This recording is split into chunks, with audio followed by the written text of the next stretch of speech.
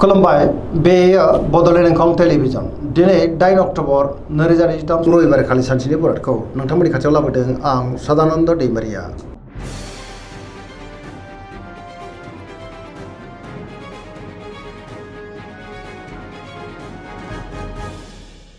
सिगां फरायनो लादों मेष राशि गिबि हांखो अ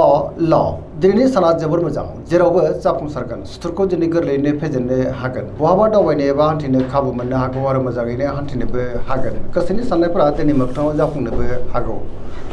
मावनो लानाय खामानिखौ थिसननो आरो गोरलैयैनो मावफुंनोबो हागोन गोसोआ दिनै जोबोर खुसि जागोन देहाया मोजाङैनो थागोन बहानिफ्रायबा मोजां खौरां फैनोबो हागौ रांखावरियाव मोजां होनजायो गोबां धोन आरजिनोबो हागोन आरो बेफार फालांगियावबो जोबोर मोजां मुलाम्फा मोननो हागौ आयाबो दिनै बांनो हागौ सोरबा लोगोजों बाख्नाय जानोबो हागौ पजिटिभ एनार्जिनि गोहोम गोग्लैगोन न'खराव अननानै फैगोन बिमा-बिफानिफ्राय अननायफोरखौ दिनै मोननो हागौ गुबुननि गोसोखौ दिनै गोरलैयैनो बोनोबो हागोन देहाया मोजाङैनो थागोन गोसोनि बोलोआ दिनै बांनो हागौ सेंग्रा सिख्लाफ्रा जोबोर रमान्टिक जागोन गावबा गावनि गोसोनि साननायफोरखौ फोरमायलायनोबो हागोन सरासनस्रायै दिनैनि साना जोबोर मोजां आरो मोजाङैनो बारग'लांगोन।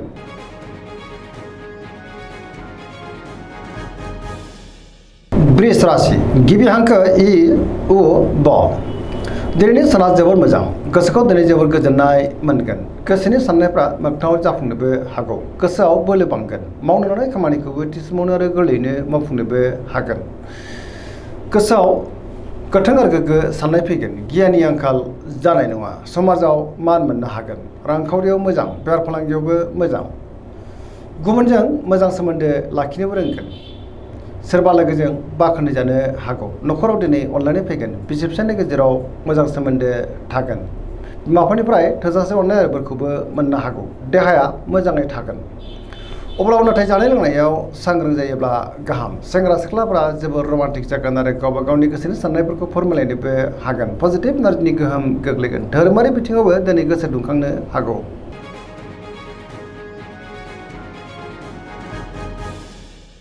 मिथुन राशि गिबि हांखो क स दिनैनि साना मोजां आरो गाज्रिनि गेजेरजों बाबेलांनो हागौ गोसोआव गोनो गोथो साननाय फैनोबो हागौ सोरबा लोगोजों एना एनि जानोबो हागौ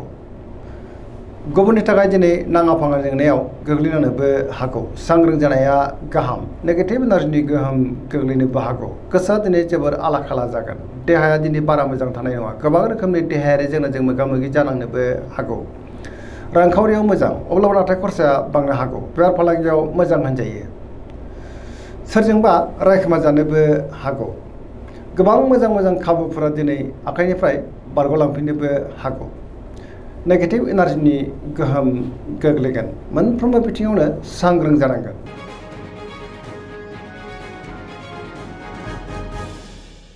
कर्कट राशि गिबि हांखो ड ह दिनैनि साना जोबोर मोजां गोसोखौ दिनै जोबोर गोजोननाय मोनगोन बहाबा हान्थिनो एबा दावबायनो खाबु मोननो हागौ आरो मोजाङैनो हान्थिनोबो हागोन सोरबा लोगोजों दिनै बाख्नाय जानो हागौ गोसोनि साननायफ्रा दिनै मोगथाङाव जाफुंगोन पजिटिभ साननो रोंगोन गियाननि आंखाल जानाय नङा मावनो लानाय खामानिखौ थिसमावनो आरो गोरलैयैनो मावफुंनोबो हागोन रांखावरियाव मोजां बेफार फालांगियावबो मोजां होनजायो बहाबा दावबायनो एबा हान्थिनो खाबु मोननोबो हागौ समाजाव बयजोंबो मान होजागोन देहाया मोजाङैनो थागोन गुबुननिफ्राय थोजासे हेफाजाबबो मोननो हागौ न'खराव बिमा-बिफानि अननायफोरखौ मोननो हागोन समाजाव दिनै बयजोंबो मान होजागोन फरायसाफ्रा दिनै फरायनायाव गोसो दुंखांगोन आरो मोजां फिथाइ मोननोबो हागोन पजिटिभ एनार्जिनि गोहोम गोग्लैगोन सरासनस्रायै दिनै साना जोबोर मोजां आरो मोजाङैनो बारग'लांगोन।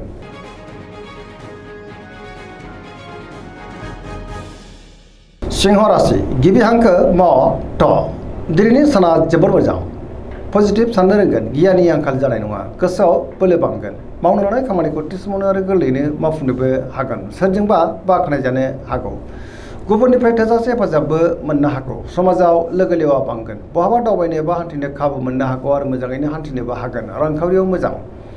अब्लाबो नाथाय खरसायाबो बांनो हागौ बेफार फालांगियाव मोजां होनजायो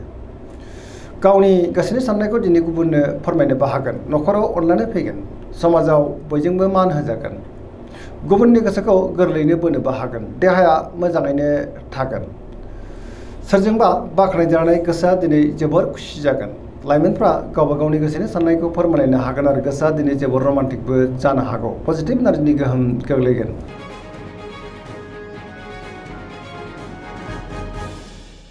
कन्या राशि गिबि हांखो प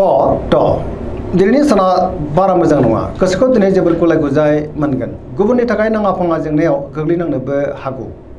नेगेटिभ साननाय फैगोन गोथों आरो गोग्गो साननो रोंनाय नङा गियाननि आंखाल जानोबो हागौ रांखावरियाव बारा मोजां नङा नाङा फाङा खरसाया बांनोबो हागौ बेफार फालांगियावबो दिनै बारा मोजां नङा होनजायो देहाया मोजाङै थागोन अब्लाबो नाथाय जानाय लोंनायाव सांग्रां जानांगोन न'खराव अनलायनाय फैगोन बिदा फंबायनिफ्राय थोजासे हेफाजाबबो मोननो हागौ गोबां रोखोमनि जेंना जेंगोनाजों अब्लाबो नाथाय मोगा मोगि जानांनोबो हागौ आरो नेगेटिभ एनार्जिनि गोहोम गोग्लैनोबो हागौ लाइमोनफ्रा जोबोर आला खाला जागोन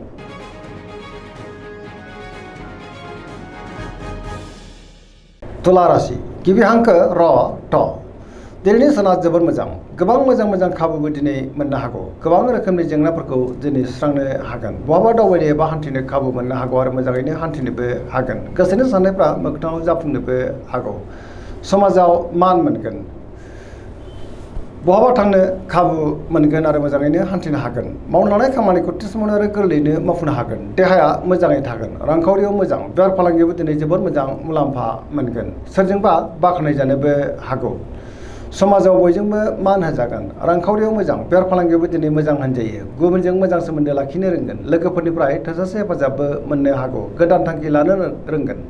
सेंग्रा सिख्लाफ्रा जोबोर रमान्टिक जागोन आरो गावबा गावनि गोसोनि साननायखौ फोरमायलायनोबो हागोन पजिटिभ एनार्जिनि गोहोम गोग्लैगोन सरासनस्रायै दिनैनि साना जोबोर मोजां आरो मोजाङैनो बारग'लांगोन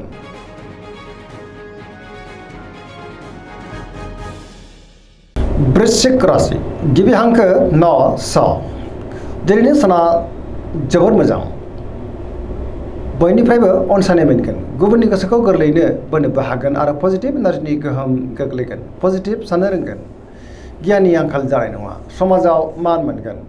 गोथों आरो गोग्गो साननो रोंगोन मावनो लानाय खामानिखौ थि समावनो आरो गोरलैयैनो मावफुंनोबो हागोन बहाबा दावबायनो एबा हान्थिनो खाबु मोननो हागौ आरो मोजाङैनो हान्थिनोबो हागोन गोसोनि साननायफ्रा दिनै मोगथाङाव जाफुंनोबो हागौ गोसोनि बोलोआ बांगोन समाजाव बयजोंबो मान होजागोन न'खराव अनलायनाय फैगोन रांखावरियाव मोजां अब्लाबो नाथाय खरसायाबो बांनो हागौ बेफार फालांगियाव दिनै जोबोर मोजां मुलाम्फा मोनगोन सोरबा लोगोजों बाख्नायजानानै गोसोआ दिनै जोबोर खुसि जागोन गुबुननिफ्राय थोजासे हेफाजाबबो मोननो हागौ फरायसाफ्रा दिनै फरायनायाव गोसो दुंखांगोन आरो मोजां फिथाइ मोननोबो हागोन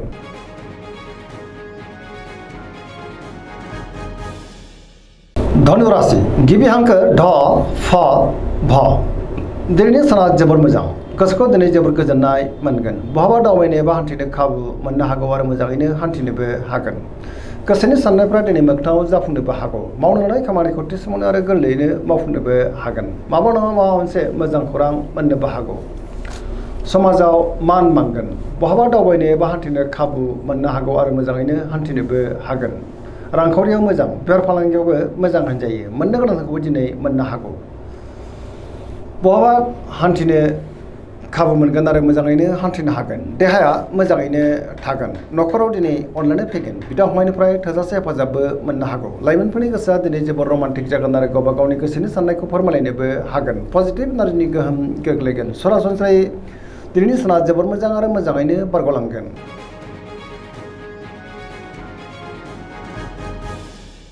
मकर राशि गिबि हांखो ख ज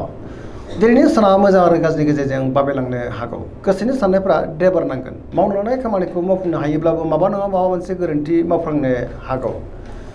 गुबुननि थाखाय नाङा फाङा जेंनायाव गोग्लैनांनोबो हागौ मोनफ्रोमबो बिथिङावनो दिनै सांग्रां जानांगोन रांखावरियाव बारा मोजां नङा नाङा फाङा खरसाया बांनो हागौ बेफार फालांगियावबो दिनै बारा मोजां नङा होनजायो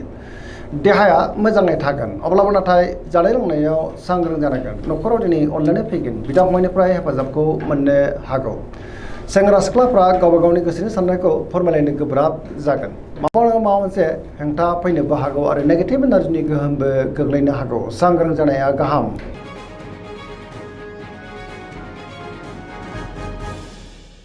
कुम्भ राशि गिबि हांखो ग स दिनैनि साना जोबोर मोजां गोसोखौ दिनै जोबोर गोजोननाय मोनगोन गोथों आरो गोग्गो साननो रोंगोन गियाननि आंखाल जानाय नङा सोरजोंबा बाख्नाय जानोबो हागौ गोबां मोजां खाबुबो दिनै मोननो हागौ मावनो लानाय खामानिखौ थि समावनो मावफुंनो हागोन बहानिफ्रायबा मोजां खौरांबो मोननो हागौ समाजाव दिनै गोबां मान बांगोन गोबां मुंदांखा सुबुंजों लोगो मोनज्लायनोबो हागौ रांखावरियाव मोजां अब्लाबो नाथाय खरसायाबो बांनो हागौ बेफार फालांगियाव मोजां होनजायो गोसोनि साननायफ्रा मोगथाङाव जाफुंगोन। गोसोआव दिनै गोथों आरो गोग्गो साननाय फैगोन, गियाननि आंखाल जानाय नङा। मोनफ्रोमबो बिथिङावनो जाफुंसारगोन। सुथुरखौ दिनै गोरलैयैनो फेजेननोबो हागोन। बहाबा दावबायनो बा हान्थिनो खाबु मोनगोन आरो मोजाङैनो हान्थिनोबो हागोन। पजिटिभ एनार्जिनि गोहोम गोग्लैनोबो हागौ।